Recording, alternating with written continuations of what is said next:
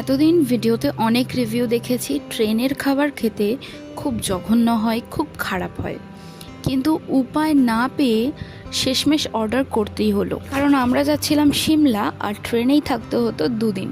একদিনের খাবার নিয়ে গেলেও পরের দিন কী খাবো সেটা ভেবেই আমরা রাত্রেবেলায় খাবারটা অর্ডার করি। তখন আমাদের ট্রেন ছিল দিল্লিতে, সেই মুহূর্তে খাবারটা অর্ডার করা হয় এবং যে মিক্সড ভেজিটেবলসটা আমাদের দেওয়া হয়েছিল সেটা ভালোই ছিল, বাট ডালটা একদম ভালো লাগেনি। আর ডিমের ঝোলটা মোটামুটি ভালো ছিল। ওরা সেদ্ধ ডিম ভেজে নেয় না, ডিরেক্ট সেদ্ধ ডিমই সার্ভ করে। সত্যি কথা বলতে এক কথায় খাবারটা পেটে খিদে থাকলে চলে যাবে বস।